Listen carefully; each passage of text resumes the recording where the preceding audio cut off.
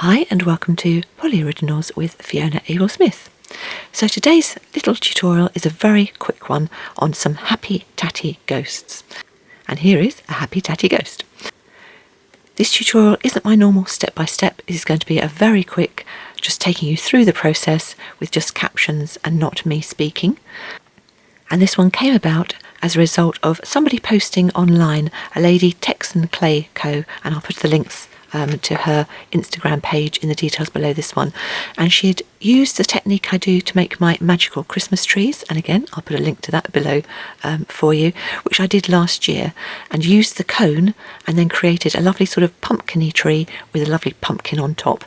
And it just got me thinking, and I suddenly thought, well, in actual fact, if we did the same as we do with the Christmas trees and pop the little battery operated lights underneath, then of course they would light up and glow. And if we then add a little bit of night glow clay on top, they would also glow in the dark. So given that it was very close to the end of October, I thought I'd better get this one done as a real quick one for you. Very little in the way of equipment, so great for absolute beginners upwards, this one. Everything you need, all the equipment, I'll list completely down below, but other than that we will just go straight from the start, and we're going to start off by making our cone that the whole thing sits on.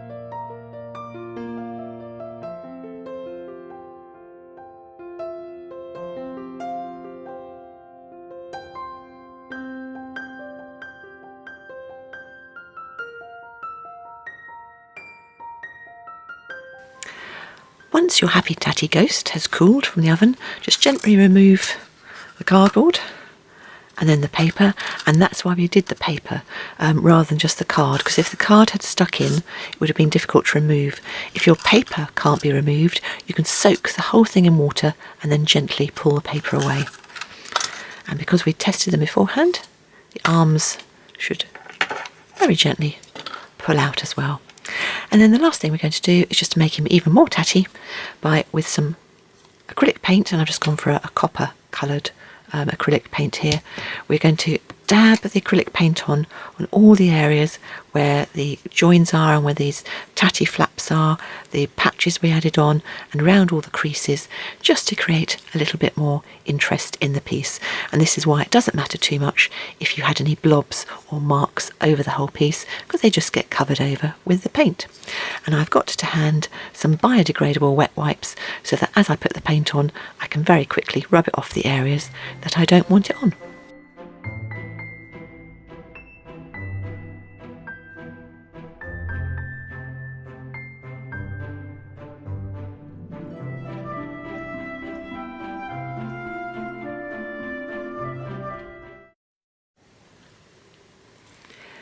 And there we have our happy tatty ghost all finished. So make a lovely addition to any spooky decorations you've got. And you can get one of the battery operated, only battery, no naked flame, don't forget that, only battery operated. You can get one of those lights, pop it inside, and particularly if you've got one of the flickering ones, then it'll look like he's glowing and spooky inside. And of course when the lights go off, because he's that night glow clay, he'll have a little green glow as well.